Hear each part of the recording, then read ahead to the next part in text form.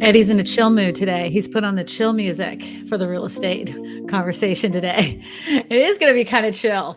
But it's some good news for some people, bad news for other people when it comes to the housing market. Some people are going to be rejoicing and other people are going to be like, man, I should have sold when back then. I should have sold a month ago. But I mean, it's kind of like one of those things. We're going to be talking about a little bit more. This is all going to be dependent on the market you're in, because there are areas that are seeing a deduction, but it's not the areas you would want or hoped for. So we're going to be talking about a little bit more about that. I do want to let everybody know I did go to Boxable on Wednesday and filmed. We're going to be having an update on that. Who knows? I might be getting a Boxable in my backyard. So you're going to learn a little bit more on that. Not this coming Tuesday, but the following Tuesday. This Tuesday coming up, the video that is going to be released is going to be about the new affordability plan that has just recently come out from the government. It came out like earlier in the week, so I wanted to go ahead and do a video about that. That will come out on Tuesday. I want everybody to thank Crow Homestead, who's in the chat, who has always been a moderator and has always done a really good job. But I don't know if you guys know this, but it's like really wicked late in the UK. And he's always been very generous with his time to donate it to us. So I want everybody to say thank you to him. He has now stepped down from moderator duty, which I totally do not blame him in one iota, but I do want to say thank you to you for taking the time all these months and helping me out on my channel. So the position of moderator, the slam hammer on trolls in the comments is open. So if you're interested, let me know after the stream airs and I will see if you meet the criteria. I appreciate you, Crow. I do. I appreciate you. You always keep the trolls away. So thank you, Crow. Oh, look, I didn't even put that up there. So today we do have a special guest. We haven't had him on in months. I mean, I don't even know how long it's been, but he's in one of the hottest markets in the United States, and that's Austin, Texas. And you guys may remember him, and you may even watch his channel, and that is Mr. Jeremy Knight. Look at him. Look at him. Good morning. It's way later in the morning, unless you just woke up. Debbie even says greetings, Earthlings. Greetings, Earthlings. Hey, you know what? I just saw in the news, man. They're finally admitted it. Yep, there are some unidentified objects out in the air. It has nothing to do with real estate, but if they decide to come down and offer their planet up for some affordable housing, man, I don't know. I think I might give it a whirl, see what's going on in another planet. I'm up for an adventure. Sure. I hear Mars is open. I don't know. It doesn't look like that's a little too quiet. I need to find a grocery store first. Oh yeah. There's got to be an HEB there, That's the Texas grocery store. Sorry. Yep. Yeah, that's okay. Hey, Christine, I'm getting your notifications at 4:30. I had to go back and get to the beginning. Oh, well, we just started like literally 3 minutes ago. So we're good. Oh, hi from Australia. So the housing market, they have been saying in some markets has cooled off. There's still a large number of people that are getting a large number of people that are getting their information saying that the housing market is going to crash. One YouTube video I saw recently even said your market is now taking a major hit, and we're going to be seeing housing prices just. Is it the same guy that said that? It's probably the same guy that said that 4 or 5 times now and been wrong every time. So maybe he might be right someday in the future, but so far he's continued to be wrong and people love him still. So, well, there's an audience for everybody. Yeah. I mean, it's good being the weatherman, you can be the weatherman in real estate, be wrong all the time. And people still tune in. I told Eddie, our kids, Eddie and I's kids, I've said to them, I'm like, hey, you know what you should do? You should be a weatherman, because it doesn't matter how wrong you are. You still have a job the next day. And all you have to say is, if you just say every day, probability. The probability, 40% chance of rain. So, I mean, You could be right, you could be wrong, but hey, you were in the bracket. Right. Right. You're in the bracket. So, anyways, okay, my friend. So, what is the sky falling in? Are you seeing home sales drop in Austin, Texas? Is this a thing? Well, there's quite a few things at play in the Austin area. I think what people see and what they've been told is that we're seeing huge price decreases. It's been consistently about 12% of homes are price decrease every week. So, Okay. That's pretty high, actually. well, 12% is it, high. right. And but it's been that way for a while because Austin's one of those markets where some sellers go, "Oh, my house is worth $1 million and it's worth Ugh, 700," right? So right. that's pretty common to see that amount of price reductions. Why it seems like there's so much more is beginning of the year, we had like 2,000 units. That was it Mhm, for all the Austin area. And when on mhm, average, we're about, you know, minimum 4,000 this time of year or that time of year. mhm. Now, and as I've been telling people for quite a while that we'll start seeing more inventory by June, July, which guess what? We're finally starting to see more inventory, which means we see more price decreases. Now, that 12% hasn't really changed. The amount of homes hitting the market and getting price reduced is definitely gone up, but that percent relative to the actual amount of homes in the market is still around 12%. So, Gotcha. so while people hear that there's more, yes, the number is higher for sure, but that's also if you look at the actual comparedness to the amount of homes on the market, it's still exactly the same. What's interesting is the amount of homes that price increase a week. The amount of Mhm, homes that price increase a week is actually around 4%. So that's a decent amount. It's not a mhm. lot, but the how if you look at the homes that are price decreasing, now this is where it gets really interesting. If I were to break down and show you, which I've done on my channel, okay, out of the 100% of homes that are price decreasing, at minimum, it's 22% to 25% are new construction properties. So what's happening is all of these new builds are coming online and getting closer to being built. And so what these builders have done in Austin is what they've done is they've taken all of their inventory and instead of doing to be built, they've pre-spec'd out everything to kind of get ahead of all the issues with building Mhm. costs and all that stuff and supply chain issues.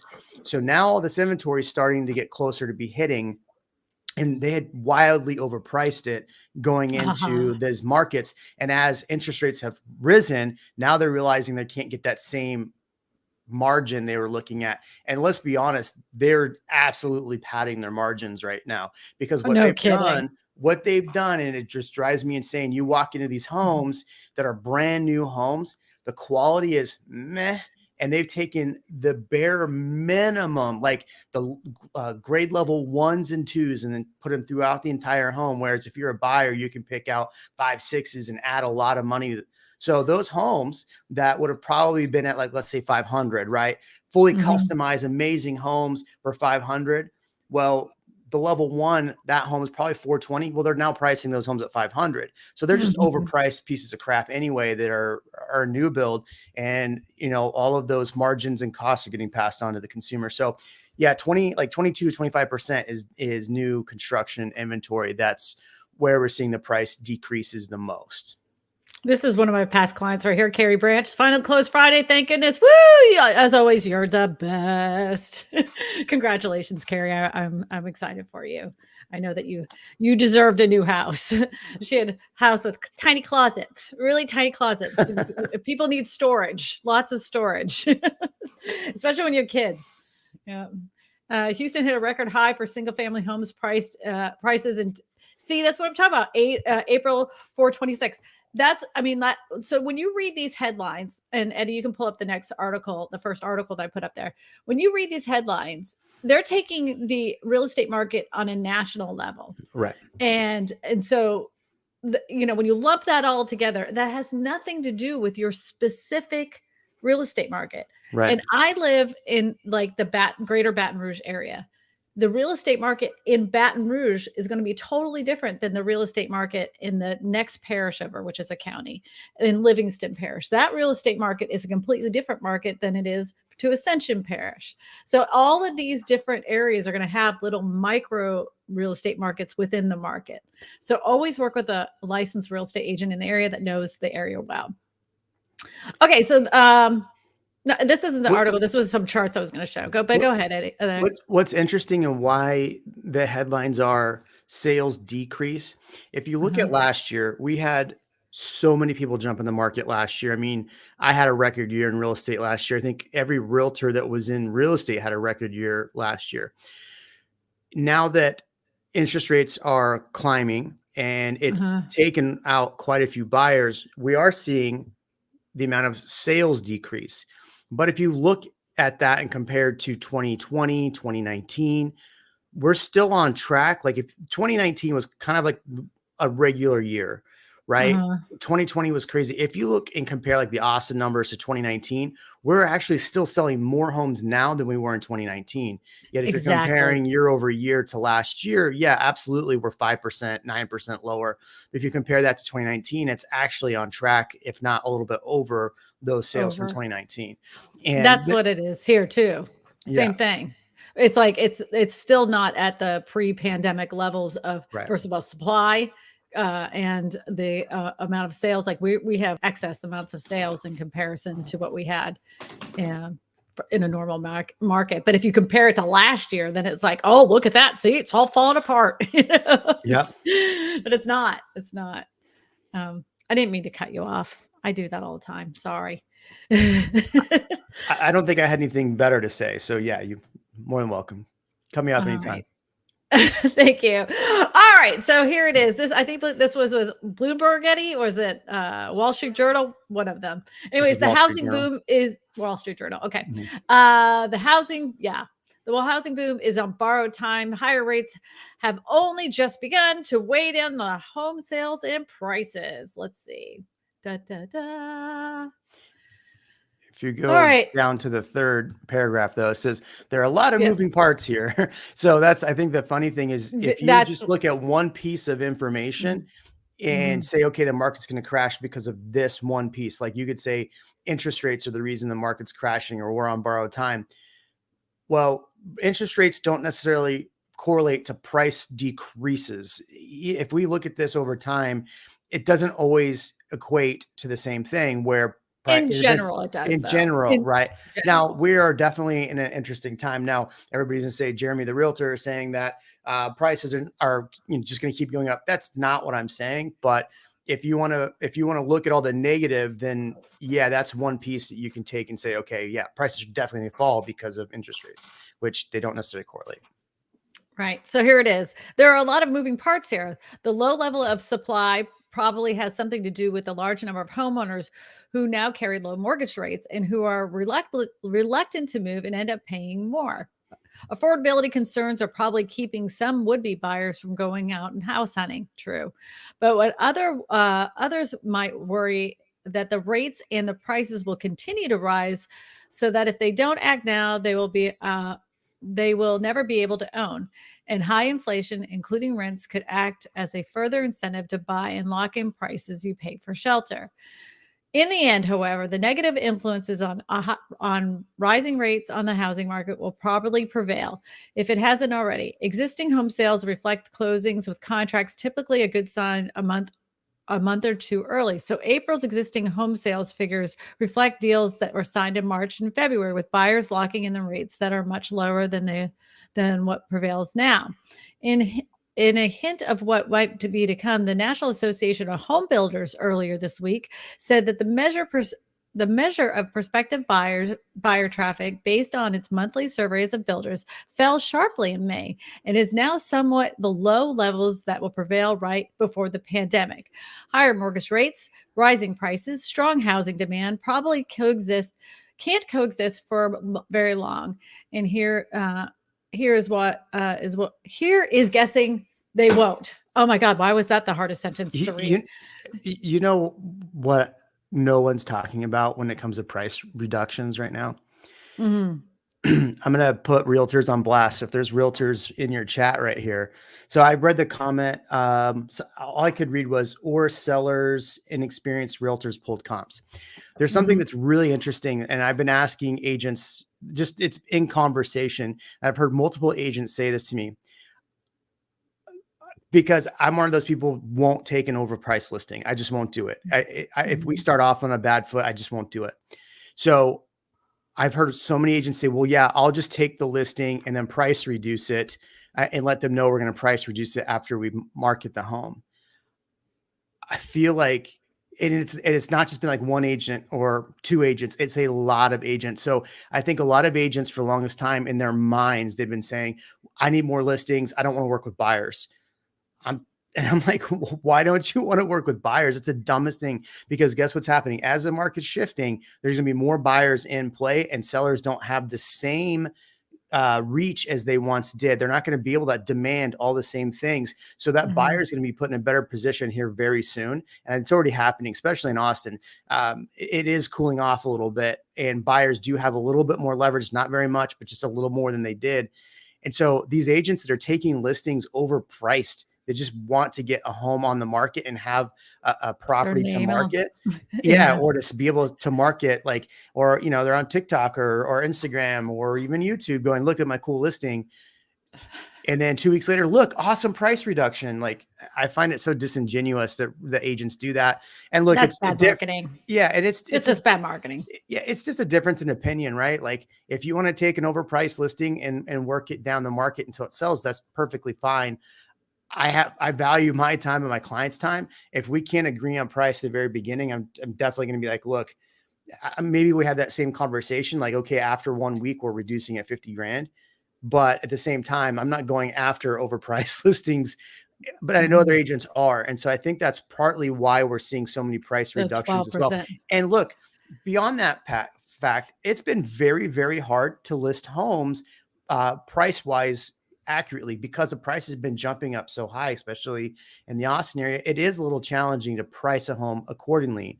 So I think if you're going to look at the reasons why we're seeing price reductions, I think that is probably not a huge gauge, but it is probably part of the situation. I have to address Sailor Johnson. Kristina finally woke up to watch your live stream on time. We had just had an election in Australia on Saturday, and our new prime minister is committed to tackling the housing crisis, allegedly. A lot of lives. Well, we have the same kind of thing actually going on. Our government has actually put out a plan to address the affordability crisis here in the United States.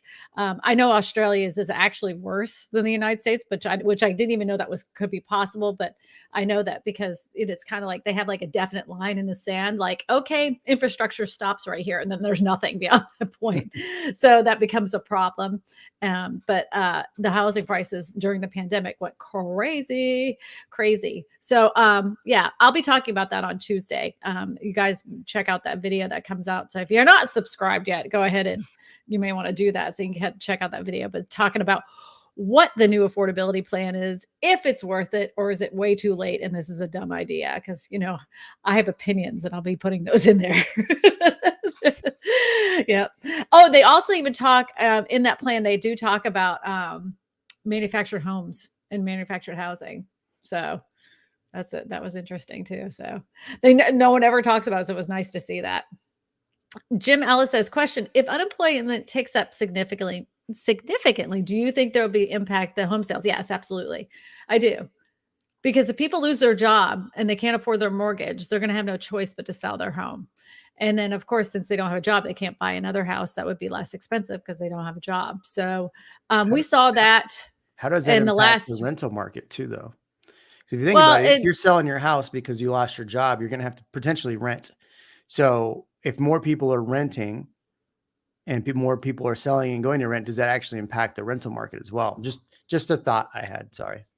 Well, that's okay. Because if you think about it, in the last recession, there were landlords that were taking a reduction in rent, and there was more renter incentives to rent at certain apartment complexes. Like you could win a car at one of them. There was another one where you could, like they would win a house. That'd be great.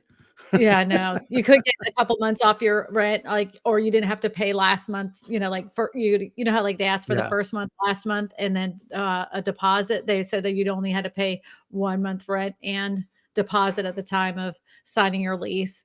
They give little incentives, but right now there's such a shortage of rental units, whether they're apartments, housing, anything like that, and the rate of increase in rent has been so significant. I talked to the woman who had called me, and her daughter's rent had gone up quite a bit, and the whole time it's because she's been trying to find a house. Then she had to go to a month by month, and she's afraid that like each month they're like, so how much do we owe this month? Like, Yep. how much is it this month? Because she's Well, scared that it's going to go up even what's super more. interesting in the Austin area is that, that same person's been calling it crash. He used this data point that rental amounts or rentals have not caught up to the price increases. So the rent to, you know, cost value or whatever he used. But I kept saying for the longest time, like that is the dumbest way to say a crash is coming, because rentals are a lagging indicator. It takes, if I rent a house now, a year later, I'm going to reassess the values then, and I'm going to probably increase the value. So it's one of those things that's really hard to track because they are moving, and then it's a moving target, right? Mhm. And what 2 months ago they're like, oh, Austin rentals are now 35% higher. I'm like, they're higher than that because I just raised my rent on one of my properties because the property tax valuation came out and my rental went up $4,500 for the year. So that's $300 a month. So that has to go somewhere. So I didn't raise it $300 a month, but I still had to raise it. $4,500 more. That's what I'm telling the property tax situation in Austin is absolutely stupid. Do you Um, think that people will walk away from their houses because of the property tax issue?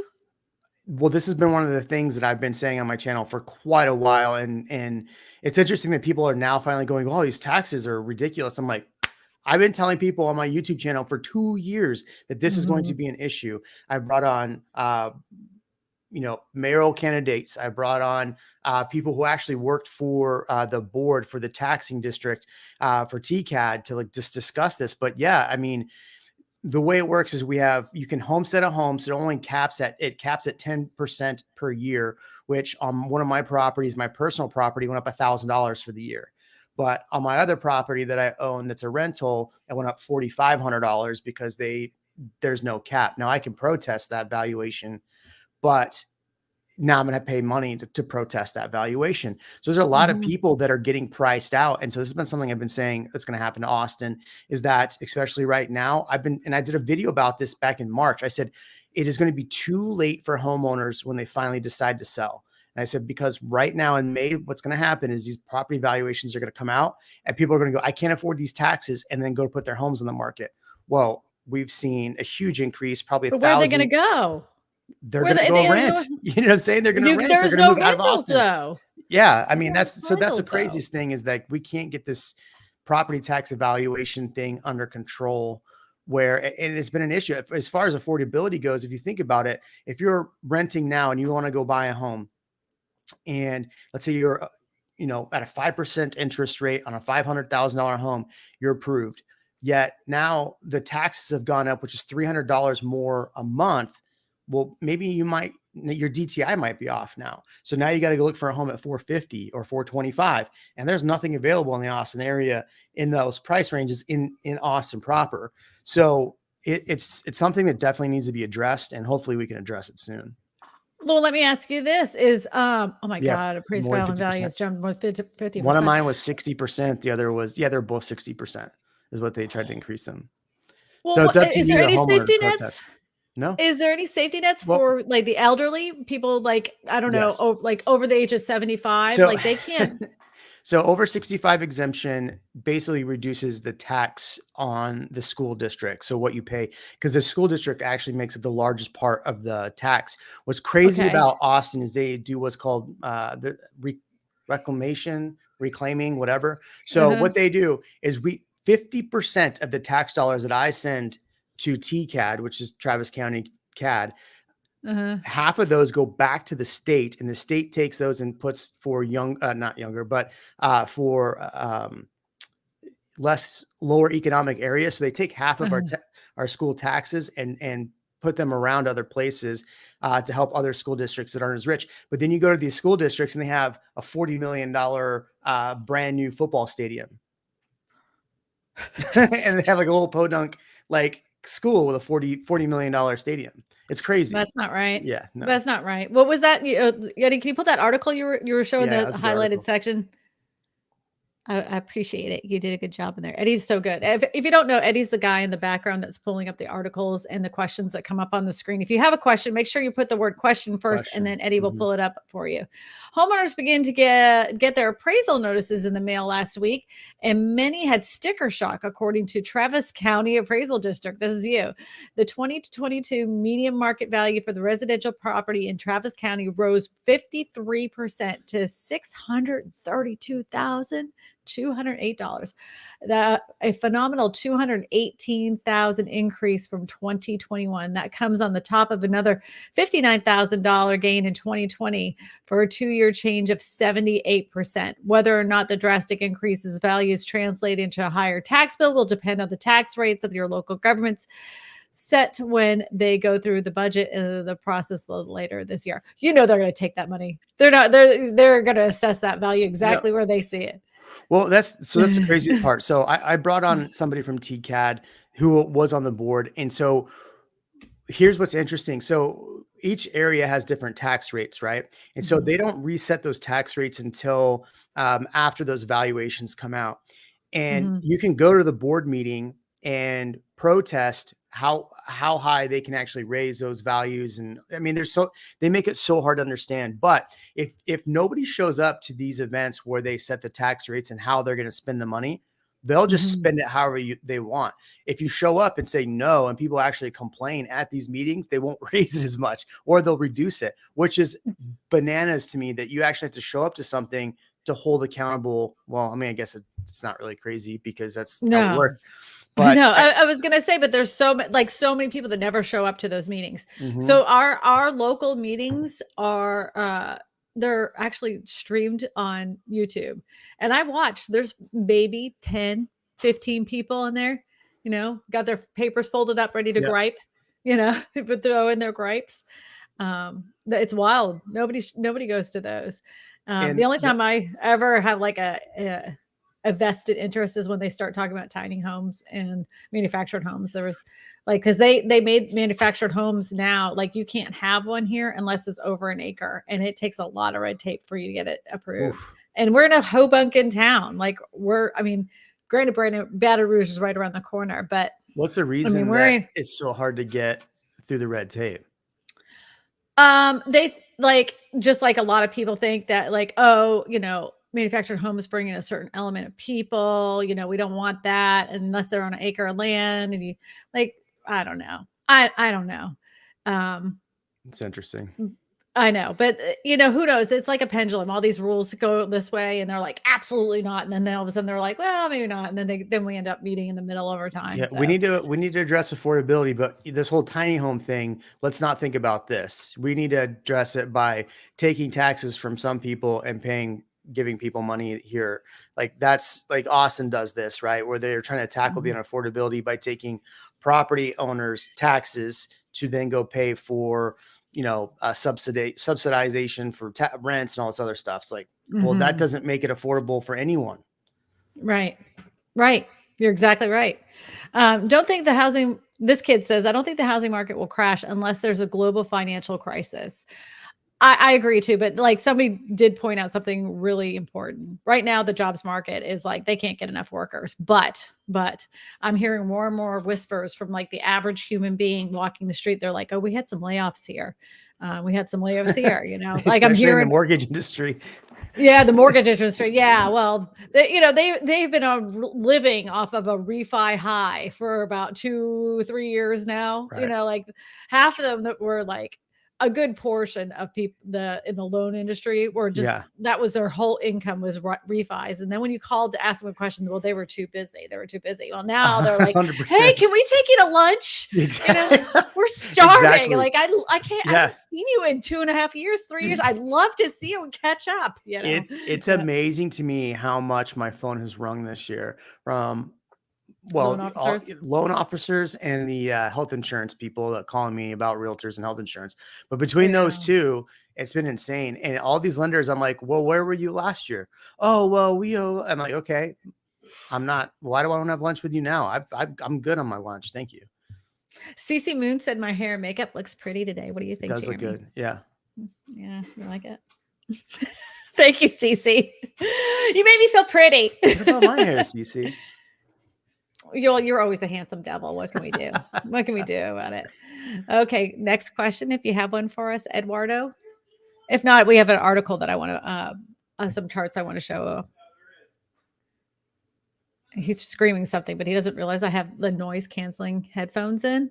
I can't hear a thing that he's saying out there because I get annoyed. Yeah. Question: can foreigners buy all types of property here in the United States? Yes. Yeah. Yeah. Yeah. Yeah. Yeah. There's nothing stopping anybody, a foreign investor, from buying property here in the United States. I've had it happen many times, many times. And a lot of times what they do is they'll set up a corporation or LLC or something like that Yep. here. And so they have an EIN number to purchase the house, and that's what they do. Yeah, they make a government like a corporation so they can purchase the house under, that's what they do. Yes. Yeah. Foreign buyers can buy as many houses as they want. There's nothing stopping it. Nothing. Somebody reached out to me like 3 weeks ago, and it was the first time I had seen this. It was like a foreign buyers something or other. And I was like, I've never seen this. Right? Yeah, no, but they were like, if we buy a business for 100,000, then we can buy properties so do you know of any businesses we could buy for $100,000? I'm like, it was like the weirdest email I've gotten. I'm like, I'm not even going to respond to this. I don't have time sometimes for I this. don't either. Yeah. If I get some really strange stuff I just say, forget, I'm not going to do it. All right. What's this? Greenback. That sounds terrible. Okay. Can a non-U.S. citizen buy property here in the United States? Non-U.S. citizens can buy property since there's no citizenship requirement for real estate sales. In fact, foreigners can even qualify for a mortgage if they meet certain requirements. However, foreign property owners do face the challenge of tax situation here than the U.S. citizens. So yeah, they can't file homestead, but foreign investors don't care about that. Yeah. What is it if they go to sell though? They have like 15% in proceeds has to be held for taxes or something like that. Oh. If you sell so if you're like in Austin, I see this all the time. So if you're selling if a foreign person is selling, like 15% has to be held by the IRS or something like that. Interesting. Linda Kingsley says, are corporate cash buyers still in Austin or other parts of Texas? I know they're all over. They've been all over Austin. We've been talking about that for 3 years. You and I. Yeah. I wouldn't necessarily say that the cash buyers are all corporations, but I would say like 20% of like 18 to 20% of buyers right now are investors in the Austin market. It's been that way. It went up to like 22% at the beginning of the year. I would say corporations, of what we can tell, it's probably only 2% of that 20%. So yes, only there are 2%. Yeah. So of the 20% of buyers, so of everyone buying, only 2% are like corporations buying up. So like BlackRock or whoever, or whatever subsidiary they have. Like most of it is just like mom and pop single investors, like, myself, if I buy an investment property. Yeah. So, there is a couple neighborhoods that I saw they were all built as duplexes. And I'm like, sweet, I'll buy one of these duplexes. And they were like a company had already purchased all of them. So that's what I was just going to ask you. How have you seen any, because this is really common in Phoenix, Arizona, is build to rent communities. Like they're literally just building these build to rent. And who are they run by? Like, who are the companies? Do you know? Yeah. So I don't know who bought them, but I'm pretty sure it was like BlackRock, because they had one. So the duplexes, was an individual company had bought that, but this other was like 120 homes that's being built right now, was literally just they bought the land and sold everything off to BlackRock, is what I understood, before they even like started construction on all the properties. So Yeah. I think that's how it worked out. I don't know, but yeah, of the 120 homes, all were going to one big company. I think the company is like Christian Morrison or something like Could that. One be. of those companies that have been building, and you should read their website. It's so nauseating. They're like, why own and have all the burden of having to take care of a property?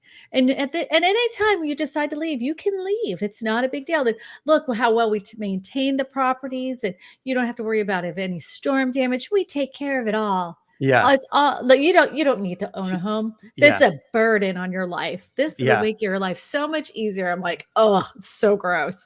Sarah Mason, that it's my actual name. Our sellers inexperienced realtors pulled comps. Our sellers, That was that was what I was referring to a while ago. okay, Yeah. off our address, which is only a rural PO route. House appraised for 100,000 more than we paid for it. Ooh. Wow. Love You did good. that. Yeah. Love that. Well, I know, and I will say this. This is true. So I had one of my clients was purchasing a house. The real estate agents did price it undervalue, but I didn't. I'm not going to say anything, right? And this is before the market turned, by the way, like to this red hot market.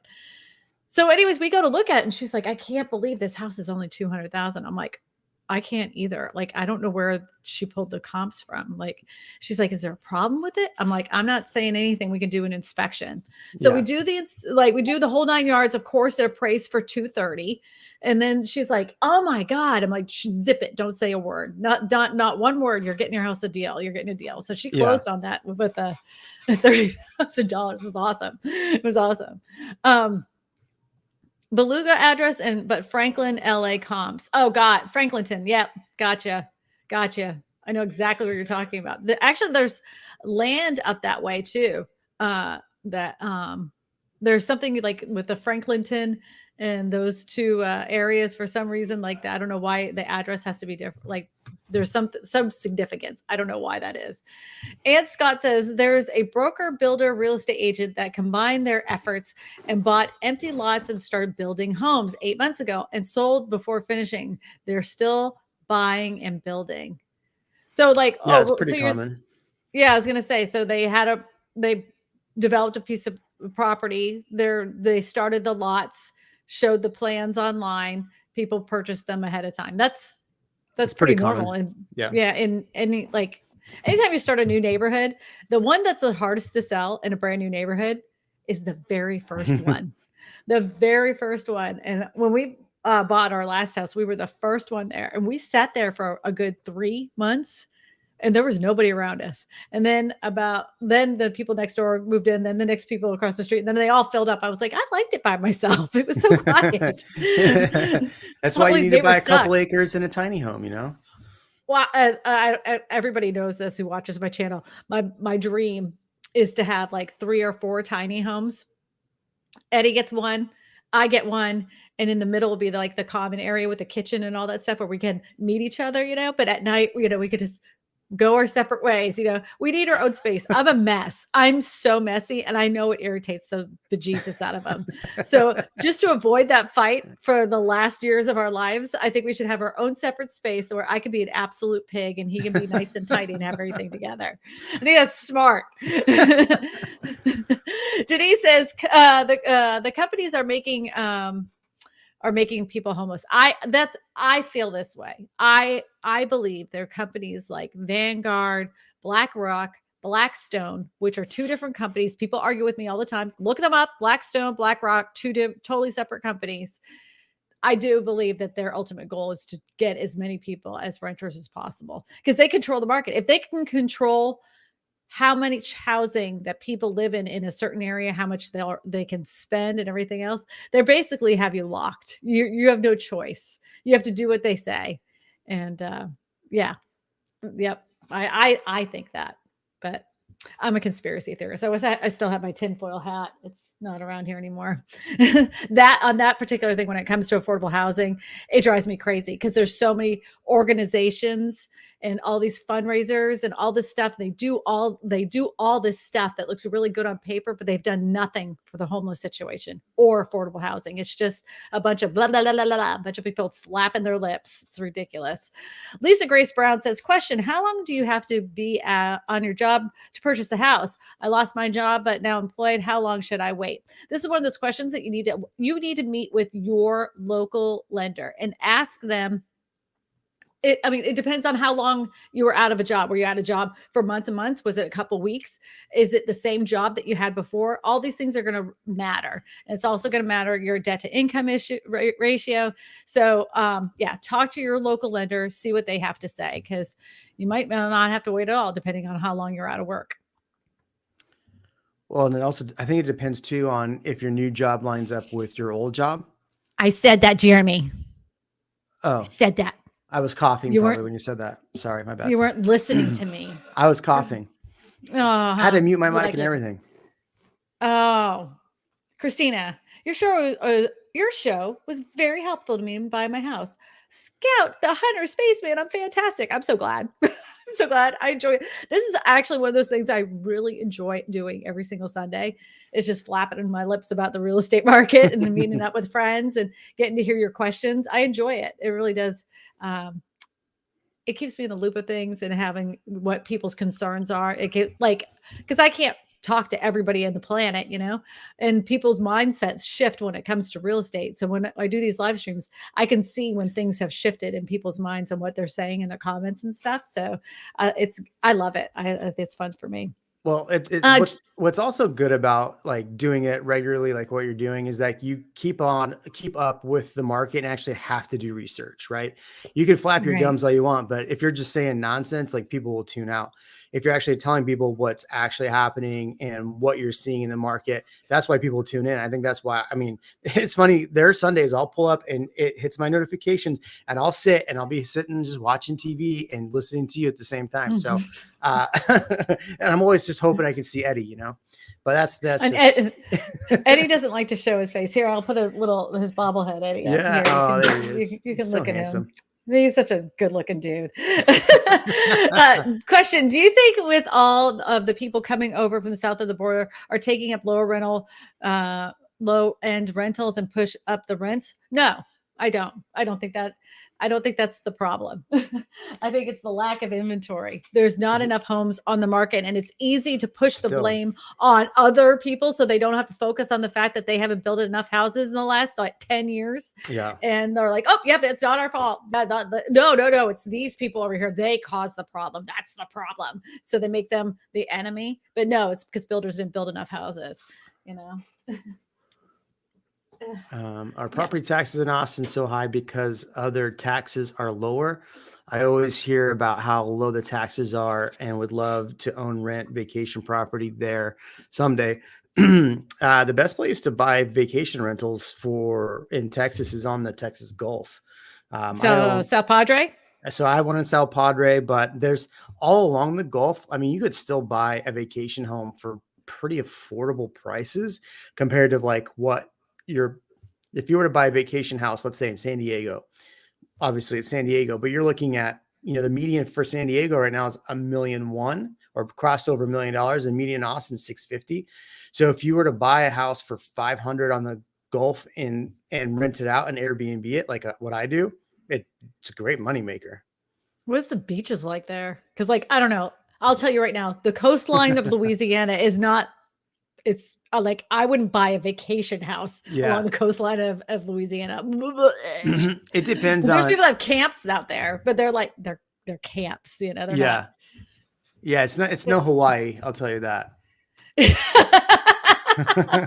But can you is it sandy or is it full of little cut rocks and stuff?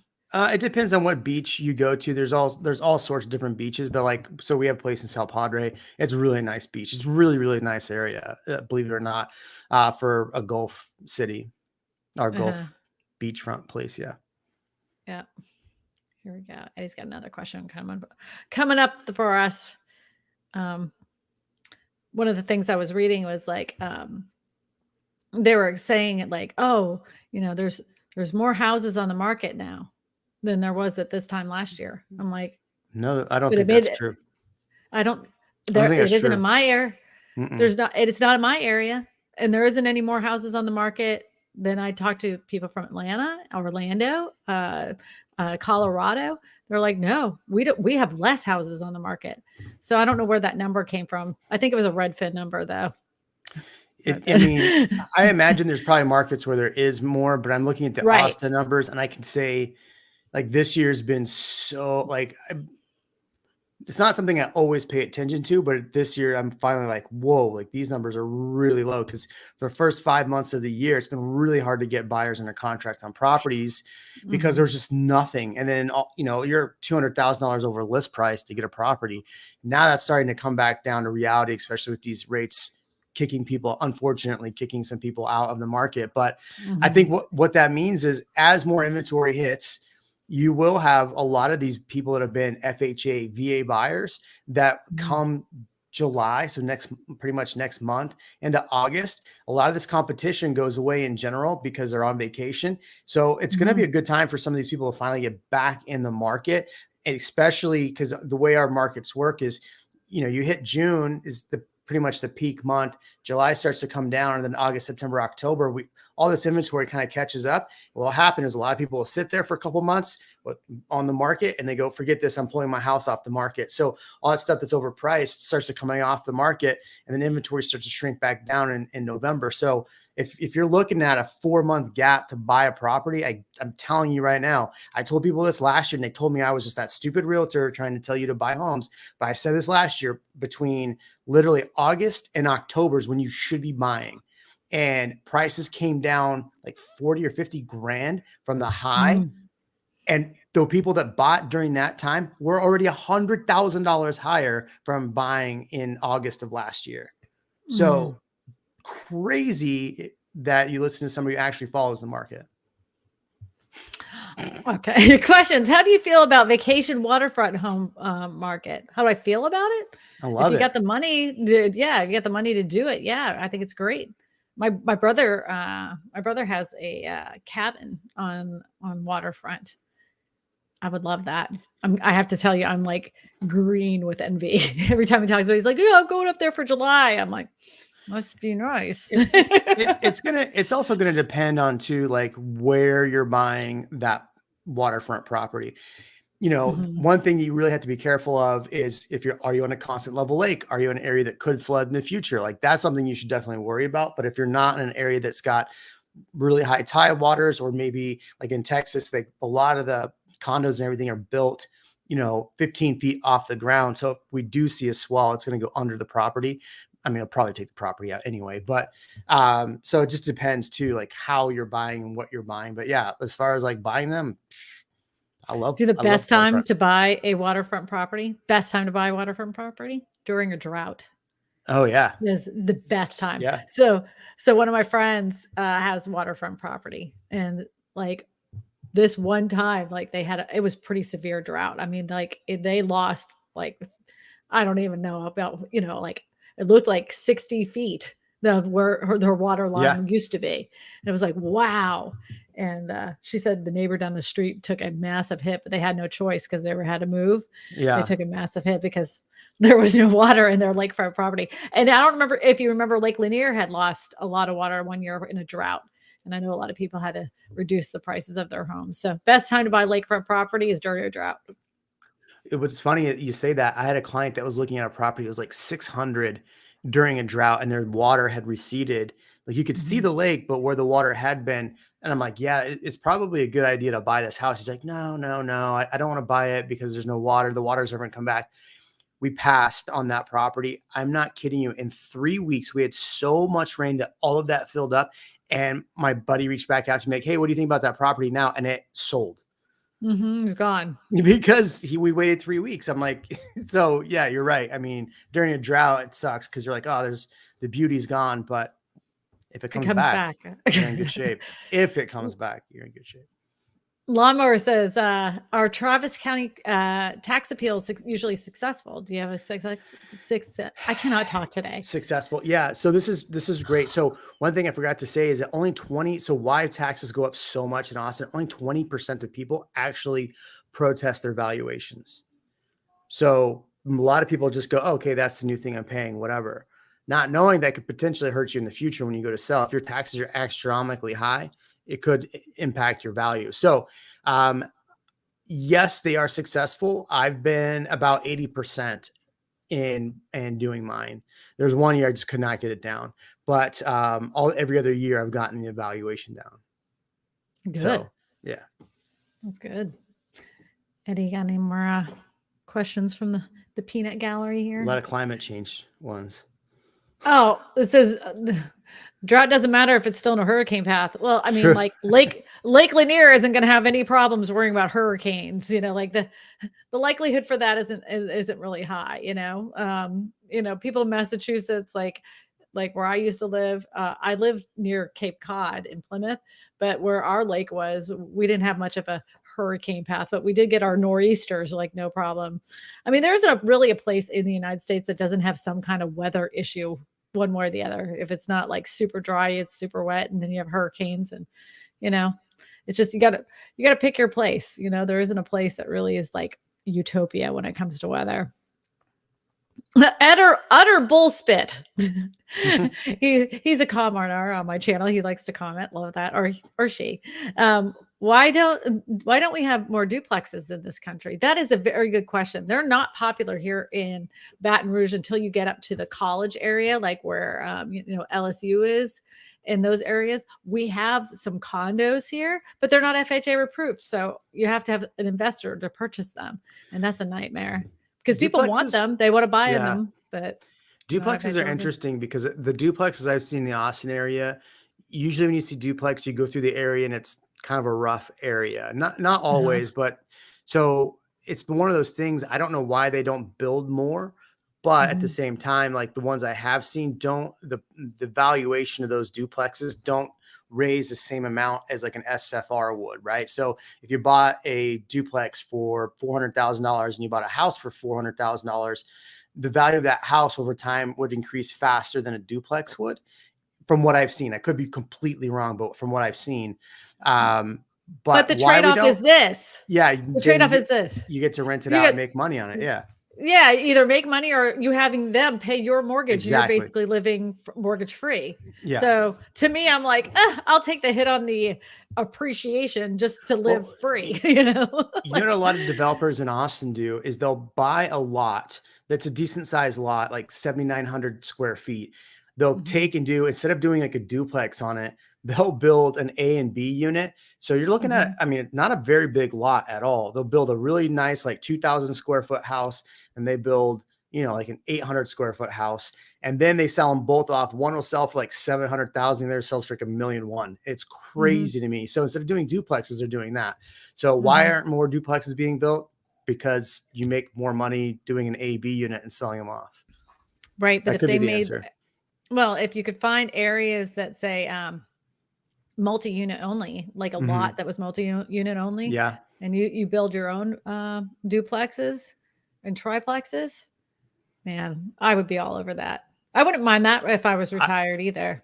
I would love to find more like common communities where you could buy a property or rent out a property that was a tiny home, and you have multiple tiny homes, kind of like Community First Village, which is it's set up for a homeless organization, not homeless organization, but for the homeless. But but it'd be great to see more of those like communities that were just tiny homes that you could buy a tiny home and, on 5 or 6 acres, and you had more of a, community feel to it. I think that'd be pretty cool, especially in Austin. I think because we're all hippies here anyway, right? Right. Well, I'll say this, and this is like I did a video on a lady that moved from Austin here, and she had a shed home. And one of the most people don't realize the fastest growing consumers and purchasers of tiny homes are people that are over the age of 65. And most of them, a good portion of them, are looking for a way that they can afford their retirement. So they buy these, either a shed or a tiny home or something like that. and then they want to find a permanent location. I think like places like Florida, Colorado, even areas around Texas, if they created just like you would do a manufactured home park, but did a like community park for retirees, that would be like a 55 plus community for tiny homes of people. That would be awesome because they could, communicate and have their own community of people around the same age as them, or basically going through retirement and trying to make ends meet. And they would have their own like community of people. I think that would be a really smart idea because, like I don't know if you've ever been through Florida, but they have over 55 plus communities that are manufactured home parks.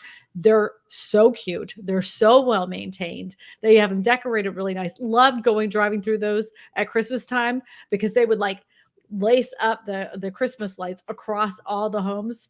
That's It was funny. so cool. Yeah.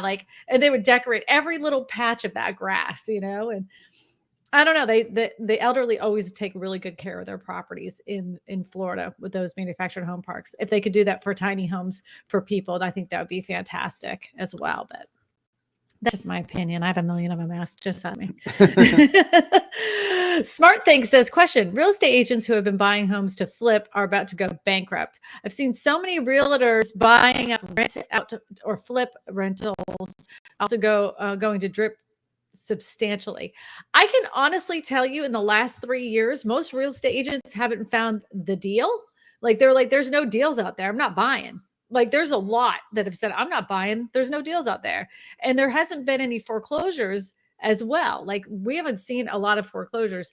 And some of the like the auction houses, like a lot of my investors, the auction houses have gone, they keep going up and up and up. And they're like, nope, cashed out, not going to do it, So like, I even think that like the wholesale market, a bunch of people are doing the wholesale market. Those people have zipped their lips for a good year and a half. I don't know. The There isn't wholesale that many of market in them. Austin is crazy. I was talking to an agent that does Really? a lot of wholesale deals, and Mhm. I mean, you'll find like a tear down. It's somebody will, write a contract to, the homeowner for like 300,000. By the time it closes, it's 450,000. And you have all these people that are collecting money on this closing. This homeowner gets, whatever the proceeds of 300,000 are, and then 150 grand gets separated between four other parties. It's kind of crazy, the wholesale market in Austin.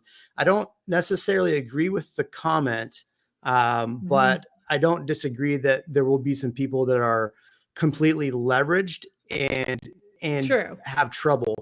The thing that's interesting though is that if you look at Zillow went out of the iBuying program, what is Rex is now moving out. I saw something the other day that Rex is now out. They're closing down. I could be wrong, but that's what I read. The other thing you're seeing is a lot of people are selling to Open Door. Open Door is reducing. Somebody's just wrote a comment because I did a video about Open Door that they check every month to see what the value of the home. It's been decreased 50 grand on one person's thing. Now that's anecdotal, but I don't think Open Door. And if you look at a lot of these Open Door properties, like if you look at the comps, I had a client that we're looking at comps and I'm like, there's two homes sitting on the market, one for 450, one for 470. But all the other comps are like 380 to 420. I don't get it. So I started looking who's listing them, Open Door. Oh, And door. they're crap. Like Mhm. the level of what they put up in those homes is less than a level one, in my opinion. It's from what I've seen. From what I've Mhm. seen, I could be wrong. I'm always open to be wrong, but from what I've seen, it's a lot of garbage. Well, they call it like the lipstick on the pig, It's type.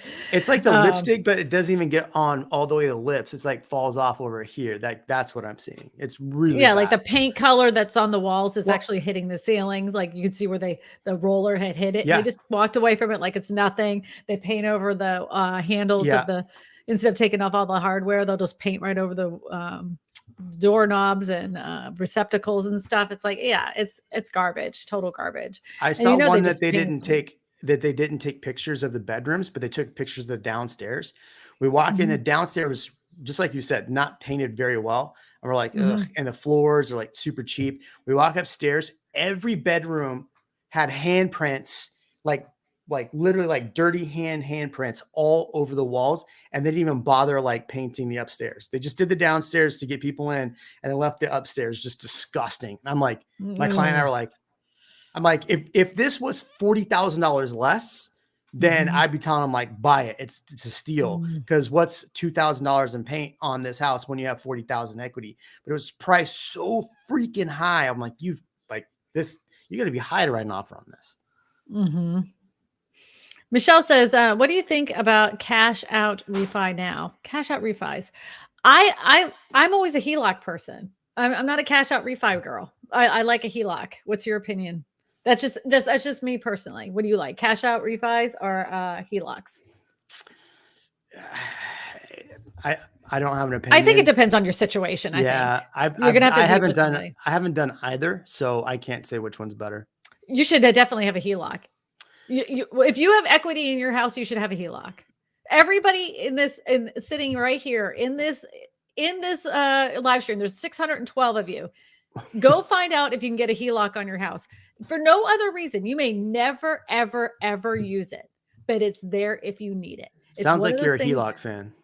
It was one of the, I'm not the most financially smart person in the whole entire world, but that was one of those things that has stuck with me forever, that always have that HELOC. Because you never know, like, say you're an investor, you could always use that equity at one, like walk right in and say, hey, I could put a check down right now.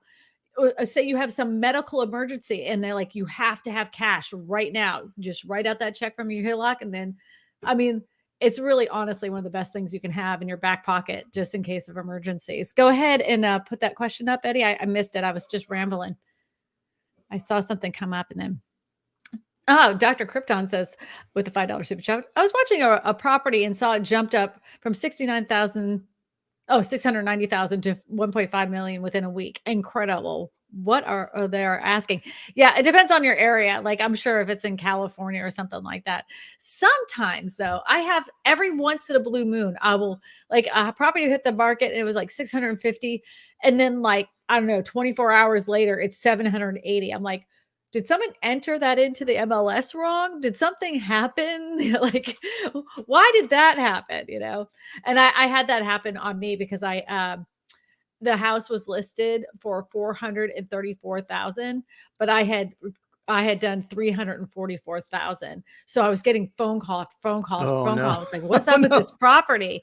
Then I had a real estate agent call me up and shoot me out and said, why did you list that property so low? I'm like, what are you talking about? And I pull up the MLS and I'm like, oh, like my stomach like dropped. I was like going to throw up and I was like, oh my gosh, fix that real quick. But mistakes happen. Mistakes happen. Yeah. Whoopsie. It's still sold. Yeah. Or you see a home in a neighborhood list for 4 million and you're like, but this is a $400,000 neighborhood. Oopsies. Yeah. 1, 2, 3, 0. Yeah. And clerical errors, they happen. Yeah. They happen. Question. So is now the time to buy, or is it easier to get approved for a home loan? It's probably one of the most difficult times ever to get approved for a home loan. You literally are giving half of your kidney, the blood of your firstborn child, the curl of your mother before, like all this stuff, the ashes from your great grandparents' urn. It's crazy. Jeremy's hair looks amazing. Look at that, Levi Lassick. Levi, you know that my hair looks way better. So what's interesting about that question is now the time to buy. I'm doing a video that'll come out not this Tuesday, the following Tuesday. Is it time to buy? I'll give you a precursor. If you are in the position to buy and you have the funds available, I would hold. If the perfect property comes up, jump on it. Mm-hmm. Right. If you're buying a home and you need all these check boxes and this home hits all the check boxes, don't worry about a crash. Don't worry about anything else. If it fits all your needs, you can make the payments, then get it. Because if you're going to hold it 10 plus years, crash happens, you're going to be fine. You said what I was going to say. If you plan on staying there 7 to 10 years, like if your ultimate plan in 2 years is to move, do not buy a freaking house. Do not 100%. And if you're going to be like you're like, okay, well, I think I can make this payment. I think I can. I really can. And then the next year the taxes go up and then you can't afford it. Don't do Yes. that either. Do Don't do not that. become house 100%. poor.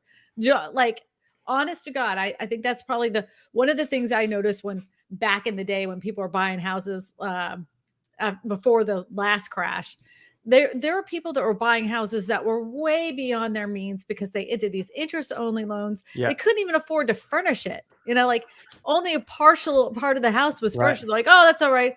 It will gain equity. We'll sell it, and then we'll go to the next house. And of course, then it didn't happen. Right. Oh, Yeah. craziness. And so the caveat to that is like, if you're going to get with this interest rate right now, don't, and this is what a lot of people got hurt in 08 is they thought, okay, well, I'll get a 10-year arm or a 5-year arm or whatever, and I'll just refi 4 years in. And then with the rates weren't better 4 years later, they were actually worse. Now you can't refi, you're stuck with that. And then that's where things got really bad. So that's what I'm saying. If you can afford the 5% interest rate, if you can afford everything and it fits your needs, I'm under contract on a personal home for myself. I am in the same boat as everyone else, 5.125 interest rate. I'm with you. So, but this home fit all of my needs. We can afford it. Everything is fine on that end.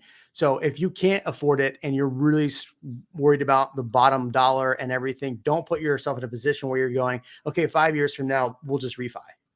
That's because you may either not have equity in it, which is what happened in 08, or 2, the rates won't be there. So just make sure you're fine and then go for it, because 10, 15 years down the road, that equity is going to swing back and you'll be fine. Yeah, everything always balances out. But they're like, what's the difference between a good market and a bad market? But I'm like, 10 years. Yeah. 10 years. Yeah. I mean, it all balances out within 10 years. Hatwit says, question, if I offer cash on a property and try to get ahead in this market, but need questions answered functionally of the well for assistance. Okay. Where in the process would I have a chance to ask? If I offer cash property, but I need questions answered. Well, you're having your inspection period on your contract. I don't know what it is in your specific area, what your inspection period is. You could always ask questions during the negotiation part. You can actually even write it in the offer itself if you have questions on the property. Not only that, with every single property that you get, you should be getting a property disclosure. Here in the state of Louisiana, if any seller has filled out a property disclosure and withheld information, and you can prove the fact that they withheld that information to disguise a problem, and you can prove it, you can sue them for the purchase price of the house. So just FYI. Yep. Yeah, you should have some disclosures or be able to have an inspection, even if you're doing cash, unless you waived all your, if you waived all of your, your outs, then that's on you. Yeah. I don't recommend that. No. And when people were doing that, made me sick to my stomach. I'm like, are you sure you want to do this? Then I made them sign an addendum that they understood the fact that because they were doing this, they have no other choice but to purchase this house, no matter what the inspections come up with. And I'm not at fault. Is it time to sell in SoCal? I'm not a Southern California agent. Dan Parker is, right? Yeah. Isn't he? Yeah. Dan Parker. Yeah. And Dan Parker's put out a video I watched today that over $1 million is the median cost for a home in San Diego, over $1 million. So is it time to sell? It depends on how much longer you think this market's going to continue like this. If you think the market's going to continue, then probably not the best time to sell. If you think that the market's going to crash, then for you, it might be the right time to sell. You know how, I don't know if anybody's ever, I'm old. So I used to go to the raves all the time. And so, at the beginning of the party, it was like, woo, everybody's raising their hands up, woo. And then, I feel like the rave is starting to die down. Like they're trying to bring up the lights a little bit.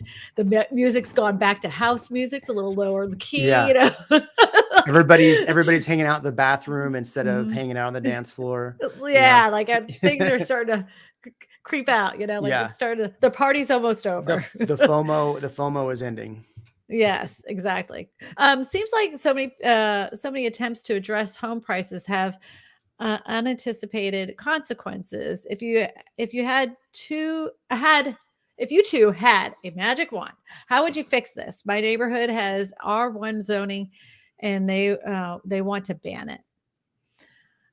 I'm fortunate enough to live in an area that realizes the neighborhood is what makes the area. So you can have a neighborhood full of houses that are, let's just say, $650,000.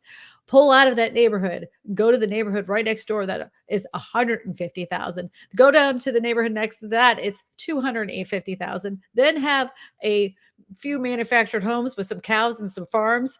And matter of fact, even have a sausage factory, and then have houses that are again 600,000. Nobody cares because it's just one of those things. Nobody cares, and they're all zoned residential. You know what? There always is the naysayers, though, that think that homes that are less than X amount the price point is going to bring in a certain somebody or certain kinds of people into an area. Those are the same people that always end up complaining that they can't find enough low income workers to work in their area. But if you can't find places for people to live, you're going to find places. You're going to have to pay them more money, one or the other. You can't have both. You can't have both sides of the coin, you know? Here's how you make housing affordable. It's actually quite simple. You go to the cities that have a lot of land being held and they're not selling, and you make them sell that land. Now that goes back to the tax base, right? They can use that to fund other things. The city of Austin owns a ton of land that's just sitting there. Why?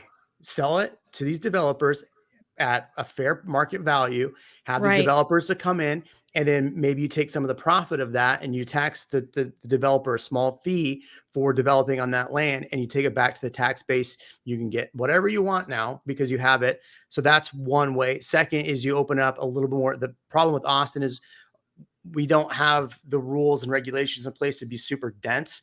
So we've been doing this for years where we're fighting this uphill battle, but you open up a lot of that land that the city owns and you develop on that land. And guess what? The more homes that get developed, prices start to come down.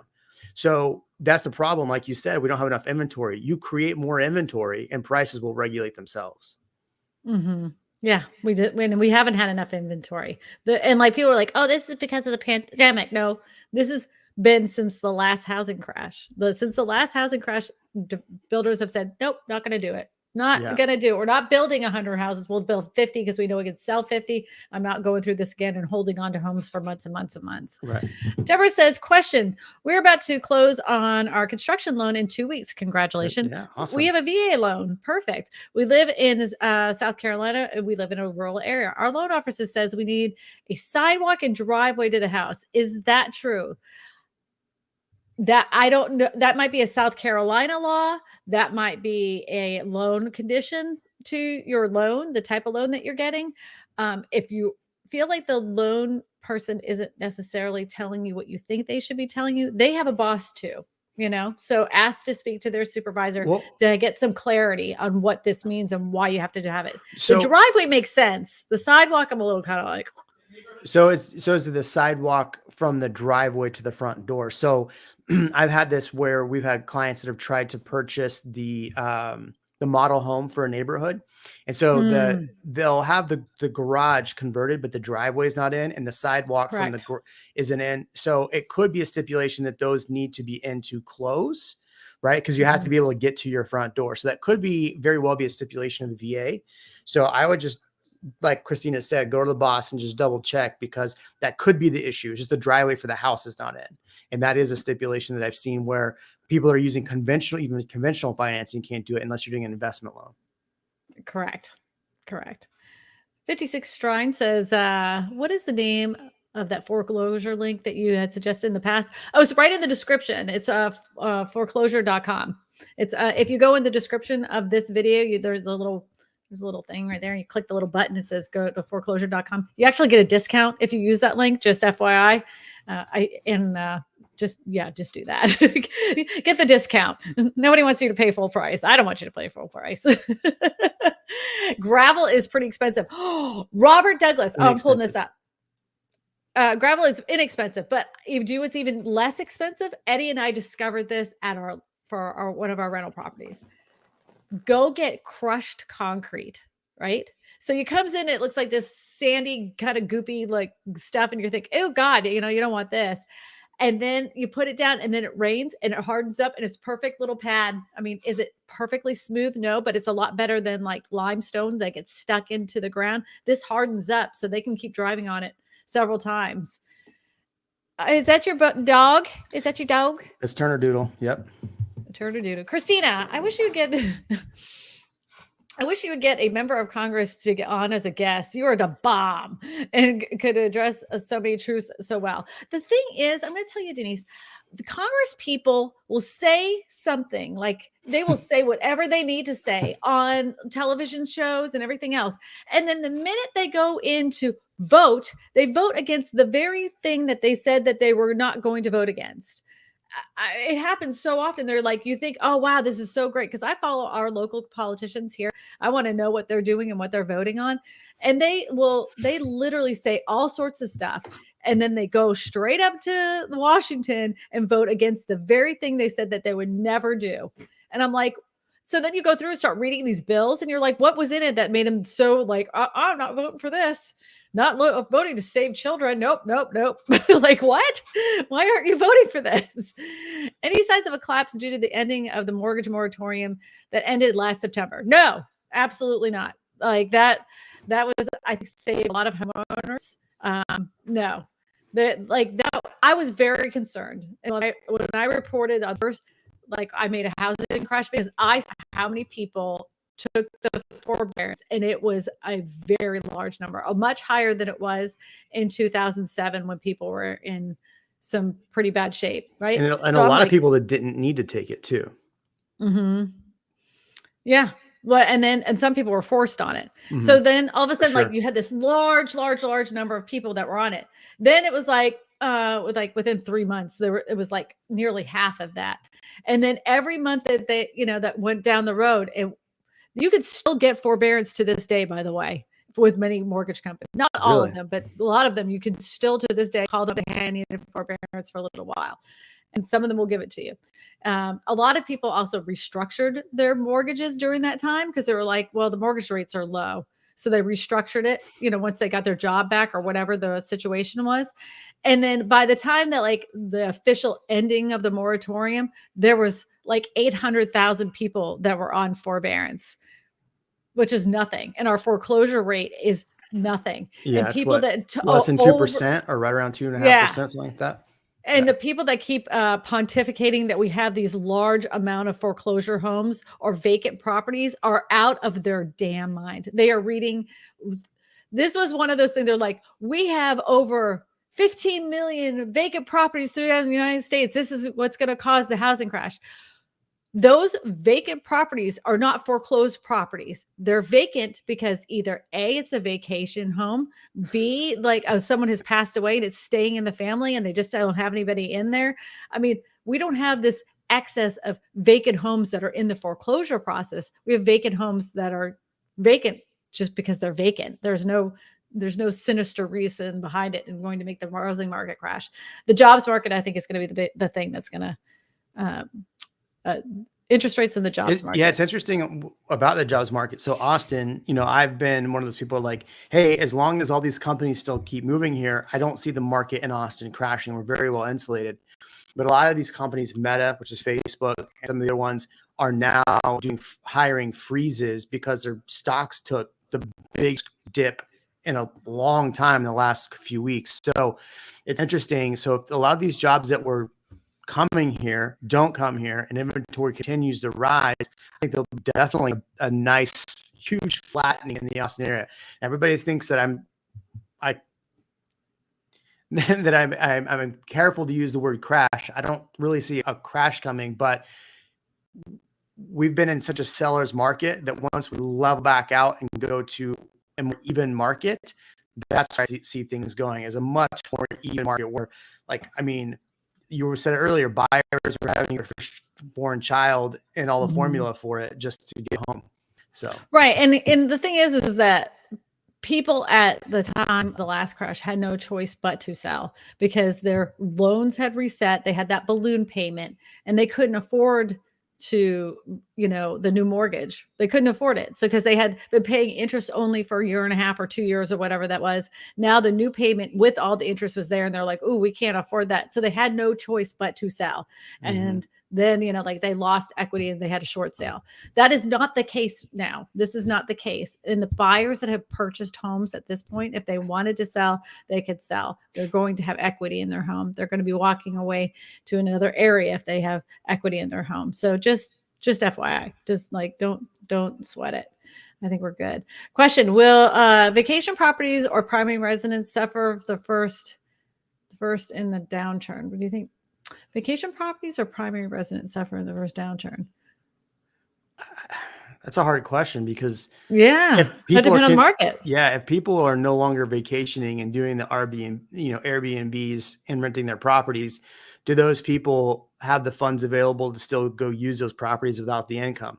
If you're using that income and people stop vacationing and spending their extra money on stuff like that, then yeah, absolutely. I think that could be an issue. But we have a place in South Padre. I mean, it's pretty much paid off in a year and a half because it rented out so well. So, yes, they could. Yes. To answer the question, yes, it's very possible they would be the first. Okay. So vacation properties over primary. Question Penelope Greenland has. I love that name, Penelope. I've always loved that name. Question: can you talk about the pros and cons of two people going in on a house, like shared ownership, and one can sell their ownership depending on the other's owner? This would depend on your mortgage. So some mortgage companies will not let you do like shared ownership. Like you have a mortgage and they have a mortgage and you buy the mortgages out. That isn't really a thing. I personally would not want to be tied to somebody that I'm like not like in a committed, loving relationship with. And even then, you got to be in separate tiny homes. Yeah, even then, like, love my husband, but he and I like have made an arrangement. He has his room and I have my room for a reason, because I know it's my fault, like 100%. It's not him, it's me. I'm a pig. I'm messy. I think it's a bad idea. I mean, what are the pros? You save money. The cons are you're fighting over money. Yeah. So if you're buying a vacation, you're renting is one thing. Yeah. But owning. Yeah. And let's say you're buying a vacation home or a second home or an Airbnb or something like that. Like, I'm sorry, but you're like, when it comes to things that need to be fixed, now you're having to deal with them together. You can't, one person. I mean, I just see too many red flags. No, I'm going to say no. No, there's not much pro going on with, there's a lot of con, not a lot of pro. Yeah. My goodness, why are renters being addressed as undesirable people? I don't think $1 million to drop on a home is that worth a tenth of that. Look at the insanity. I think this question was a while ago. It was when I was talking about the duplexes. I don't think renters, but I know people will be like, oh, I don't want ours in our neighborhood. The thing is, Denise, this is what happens, is that you can drive down any neighborhood in any part of the United States and you could see all these properties. And then all of a sudden there's one that just kind of looks off from the rest of the neighborhood, just looks a little sadder. The flower bed's got some weeds going on. There isn't a lot of maintaining. I mean, it's there, it's clean-ish, the lawn's mowed, but it doesn't look like the rest of the houses. And I can guarantee you it's because there's renters in there. And if I was renting a house, I would be hard pressed to be planting any flowers and spending my weekend weeding out flower beds. You forget it, and I don't blame the renters. I don't blame them, but that's what happens. So I live in a very nice neighborhood in South Austin. And what's really funny is that the very corner house when you pull in is, I guess now the people that owned it left and it's being rented out. It is the worst looking lawn in all of the neighborhood. And it's exactly what you see right when you move in. It got so heated in a Facebook group the other day that they had to keep shutting the person who kept posting the pictures down because it was like, all right, you're beating a dead horse. So I don't know if everybody in my neighborhood went over there and mowed this guy's lawn or not. They should have. I don't have a lawnmower. Otherwise, I'd do it myself. I have fake grass. I'm taking care of the environment. Good on you. Yeah. Well, we've And I drive kept a you here for Tesla, so there you go. So, but arrogance all around me. There you go. Why don't you sell mugs with your mugshot on them? Maybe I'll That would buy be one. funny. That'd be funny. Yeah. Anyways, we had you here for 1 hour and 23 Yeah. minutes. There's just been people. We had over 600 people on today's live stream. I want to Wow. thank everybody that spent the whole hour and 23 minutes with us. Jeremy, if people want to get a hold of you, this is how they get a hold of you, isn't it? Yeah, right through YouTube. My website's on there. You can reach out to me through there. I'm on Instagram at The Real Jeremy Knight. There is another Jeremy Knight who I think his handle is Real Jeremy Knight. He tries to steal business from me. So I don't know. I'm just kidding. I don't think he steals business from me, but you named yourself Real Jeremy Knight after I did. Kind of suspect. Anyway, at The Real Jeremy Knight. Subscribe. There you go. There you go. Oh, and then somebody says, what's the best fake grass for Texas? Someone was asking that. I saw that. That's a good question. So it depends. If you have pets, there's one that's actually better for pets. We actually they have like this sand that's actually for like pets. And so you just throw it out on the stuff, but it's hot. So that's the one thing is like, if you're going to be out there every now and then, you do have to kind of water it down a little bit. Otherwise it gets really hot. What's the best? I don't know. Agri-Grow, I think is the name of it. If I was to do a yard again, I would have nothing but clover. You can't kill that stuff. Dogs love it. The dogs morning duty doesn't burn it. I'm putting clover everywhere. Yeah. Clover and everything. So I have that and then hardscape. So it's all like small rocks. If y'all have any questions and you want to get a hold of me about finding a real estate agent in your area, you can actually go to my website at KristinaSmallhorn.com. You can have time with me or fill out a request for a referral. And I'll set you up with a real estate agent that I personally, I also will call you on the telephone and have a little discussion with your real estate needs. People are shocked when they hear my voice. Sometimes when I call, they're like, I know your voice. You don't even have to tell me who you are. I'm like, that's me. So anyways, Jeremy, thank you so much. Thank you to everybody in the chat. Thank you to our moderators who take this job on thanklessly. They just, I ask what they want to be a moderator. They do it, and they do it without, there's no pay involved. They just do it because they're awesome. So thank you, everybody. I appreciate you. Thank you. Say goodbye. Bye-bye. Hope you have a super mega awesome week. I hope your Monday is full of sunshine and no humidity and pleasant weather, like in the 70s, maybe upper 80s. It'd be fine. Coffee. No high. Lots of coffee. Tea. Hot tea. Yeah. Hot tea. I'm about to go to the Austin FC soccer game with my son right now. It's like rocker.